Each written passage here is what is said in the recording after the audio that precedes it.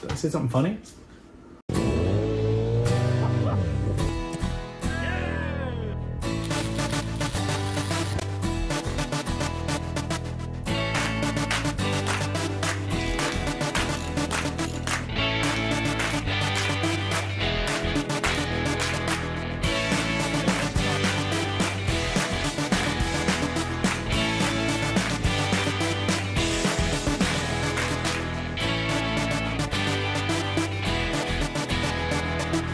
In Canada because a boot.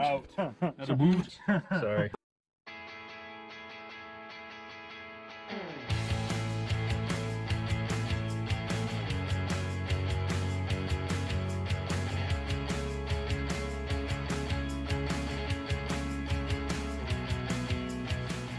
All right, welcome back to Trail Trash Garage with Jeff and Colin behind the camera. Going to take a little break from the KZ440 Scrambler project and the Goldwing project, which is almost wrapped up.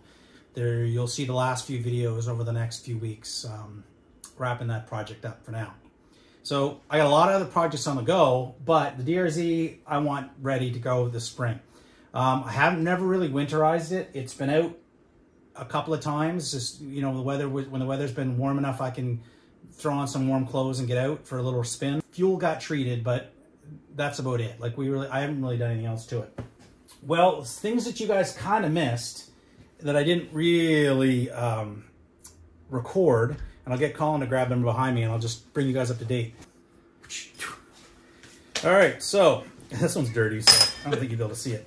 So the previous owner, I don't know whether he bought it extended or lowered and wanted to back up or something. Basically, I don't think these are stock links. These are aftermarket aluminum links. So instead of buying links, he just had them welded. I assume he had them cut and shortened and then welded by a guy that welds aluminum. And I've been riding them that way, and it's been fine, I guess. You know, I didn't do the welding, but it looks pretty good. So anyway, I got some new links and decided I kind of resisted doing this for a long time. Last summer, I did a lot of, well, you guys see in the videos, right? I just kind of come to a stop, I put my foot down, there's nothing there because it's in a hole or off camber, and I just kind of go, boop. Yeah, so we did some lowering links. Now, to even the bike out, I had to bring the forks tubes up in the triple tree a little, and I was going to hit the underside of the bars, and I've wanted to kind of do a bar riser a little bit anyway. The Scott steering dampener has really been the roadblock there. But I think I've got it to the point where I've got it in there. I didn't raise up too much. I only come up 20 millimeters. And the bike still feels really good. So it feels like it's fairly level. I'm liking the lower link so far. So that brings you guys up to date on what we've done. I know in the comments, a lot of people have been asking about the hand warmers. And I said I would do an update on them. Basically, they suck ass. They sucked. I mean, you're only spending, I don't know, what did we spend on those? $11 or something like that? I didn't spend anything on Well, it was $11 or something like that anyway on Amazon. Basically, I think they've shorted out somewhere here because it shorted out the whole thing, blew the fuse. At first I thought it was a switch because the switch wasn't waterproof, and when we went on our New Brunswick trip last year, they got completely soaked full of water. They quit working. The switch was totally corroded. I wound up buying a waterproof switch for it, and they still never work. They're shorted out in here somewhere. I'm going to probably pick up another pair of them at some point maybe, and then maybe do install them a different way. Because I think it might have been just the way I had put them under the grips. But this is the issue with any of these heated grips, right? The cheap ones you get on Amazon, I think they're designed to go around on the outside of your grip, and then you put the shrink wrap on top of it and shrink wrap it to the grip. Or you buy the Oxford or the Tusk or whatever, and it's included in the grip, same as the BMW factory grips and the Triumph factory grips. Problem is when those grips wear out, you're replacing a $100 system. So it's really kind of crappy. Plus, if you like I do, these pillow grips from Pro Grip, you can't use them, right? You're putting the heaters on top. So it seems to me like you've got a choice. You either use the grip you like and you don't get the heated grips, or you put the heated grips on and you have to suffer with a shitty grip or shrink wrap or whatever it is, right? So I'd still like to figure out how to do them so that the elements are under the grip. I know they don't heat quite as well, but I don't need to have these things super hot. I just need a little bit in colder weather to keep my hands But I think if I don't do that, we're going to wind up going a different direction, and I might get some heated gloves. Now that you're all caught up, what are we doing today? Well, I'm going to show you what we're doing today. You wait right there, and I'll be right back. We're doing this. But this is going to be a bigger project than this. So probably this is going to be a multi-part video. So as you can tell, this is I don't know how to pronounce this. It's an Acerbis, Acerbis. I don't know. Anyway, 3.9 gallon US gallon tank, bigger than the stock. So that's part of what we're doing today. Now, I was going to do an unboxing video, but I couldn't wait. I had to open it up. So just hold on one second. I'll show you what comes in the box. In the box, with the Acerbis, you get all the mounting hardware, but there's something else that this comes with that some of the other ones don't come with, and that is an on-off petcock, okay? The petcock that's on the DRZ is vacuum operated. So there's a vacuum tube that comes over, goes into the back of the vacuum, or into the back of the petcock, which turns the petcock on. So this has a permanent on and off switch. Boom. Which means when it's off, it's off. When it's on, it's on. When it's on reserve, it's on reserve. Now, why is that important? It's less maintenance. Well, I shouldn't say less maintenance. It's easier for people to operate because they don't have to turn the fuel off. So when the engine's not running, the fuel's not running, so it's off until it fails. And then it's on all the time, and you can't shut it off. Once again, this is an example of the industry where they are trying to fix stupid, okay? People are too lazy or too dumb to turn their fuel off, so they need a vacuum operated port so you don't have to turn it off, right? Except when it fails, it dumps all the gasoline down into the engine case and potentially ruins your engine. So before that happens to this bike, we're gonna switch this out for an on-off. Now, just as a note of extra information, you can find this information in the forums or anywhere. Yamaha, I think for a Raptor, which I think is a four-wheeler, they make an on-off petcock that you can actually put on the stock tank if you want to replace that vacuum-operated petcock. Bingo, bingo. All right, so the second part of what we're doing to go along with the oversized fuel tank is this puppy.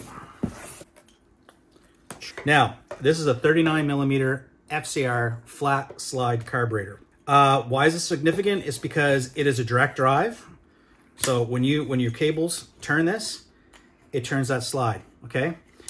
That improves throttle response, okay, over the CV carburetors that come stock on the DRZ. Also, it has an accelerator pump. So when this turns, that accelerator pump gets depressed slightly, and a little squirt of fuel comes up in this little spout right here and shoots directly into the intake. Now, this is going to take a little bit of doing because this area that goes into the airbox is not going to marry up with the airbox. So we're going to have to change this. Now, there's two videos I know, and I'll do a shout out to Moto Cheese, and I can't remember the other guy. I'm sorry, your video was good. I just can't remember it. That have actually bought these Amazon carburetors. What's significant about these Amazon carburetors? Obviously, they're made in the that other place that makes cheap stuff. But what's significant about them is they're only $200 Canadian. Where, on Thumper Talk, I'd be talking, $8,000 to $1,000 for one of these Keyheim Mikuni carburetors to do the same thing. Are they cheaper? Yeah, so they probably made cheaper. I'm sure they are. Maybe they're made in the same friggin' factory as the Mikuni. Maybe they've outsourced to China. I don't know. People complain on the forums. They're going, oh, don't buy those cheap carburetors from Amazon because, they're not going to last. I'm like, so what? What do you mean? Like I don't know what they mean by what not going to last. Like, I just don't know, right? If, say, this thing totally destroys itself in a couple of years, go buy another one for $200. Like, it's still cheaper. You're still cheaper than buying one Mikuni. This is not the same size, so we will need to come up with a different boot to attach this to the engine, and we're going to need to come up with a different thing. This is just plastic. The Moto Cheese and this other guy that I cannot remember for the life of me remember his name. They did some kind of weird adapter thing, where they kind of buggered something. I'm not doing that. We're going to do a completely designed, custom 3D printed adapter for this. No janky bullshit. Something else significant that comes with this thing, though, are jets. And that's something when one of the other guys, he didn't find the jets. I think he went and bought jets or something. But it comes with a bag of extra jets. We'll have to jet this for this bike specifically. I think the stock setup that these come with is actually not terrible for the DRZ. It seems like the two guys that have previously done this did change. I don't think they changed the pilot jet. I think they just changed the main jet. They had different mods done to their bike, so they had to jet accordingly.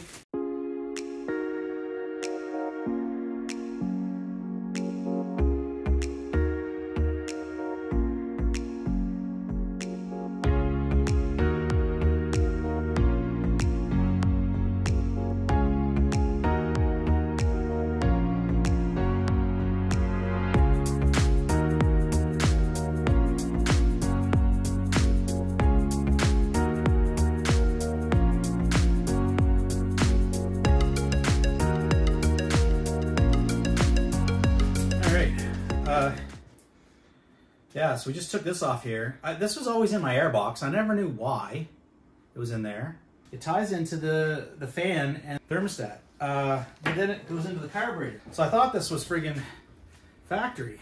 Like they must have drilled a hole in the bottom of the carb and this was like a kit for some reason. But like, why? Well, I don't know, because this was not on, this hasn't been on any of the DRZ I've seen. And that's an electrical feed. Yeah, but there must be some sort of sensor. Or this is the sensor and that's a pump. Well, this is a sensor too, but that's a sensor. That's not a pump. It's electric. Well, I mean, or it's a pump anything. So it's taking the readings of something. So I don't know whether it's taking fuel temperature or something, and then air temperature, and telling the thermostat to open up and let the fan run fast sooner. I don't know, man. To make it run cooler. It is a Makini. Oh no, this is definitely the stock carb, but that's not factory. I don't know what that is. If you guys have an idea of what it is, let us know in the comments below. So this is where it's going to go in right here, okay? So we've obviously got room. Now some people were talking about having to move one of these over to double up on one side, but I don't really see that as being a problem. I'll go over and look on the other side, make sure our cable's clear. But where the cables come in, I don't feel like that's going to be an issue. But I mean, basically, so we need, but as you can see, like this 39mm is almost the same size as that, right? So we just need a piece of tube that's going to fit there. Now the part we've got to fab is this part here. So we need to measure this distance and then measure the diameter here. And then I'll take the piece I took out, this little Venturi tube or whatever, and replicate the bottom part of this. And we'll 3D print that. That's what everybody's talking about, is getting this connection type here, this connection here. Is that a perfect fit, or is that a perfect fit there, God? Not a perfect fit, but she's close. Darn close. Close enough. Boom here. So we'll have to cut off a piece of that. And it's a little big there. And what size hose is that? I don't know. But basically, oh, it's way bigger than 39. So. Inner diameter?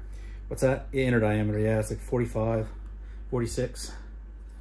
So, but I mean, it's close enough. That's quite a bit bigger than that though, right? So, but I think it'll be okay. I think it'll be okay once I get the clamp on it, right?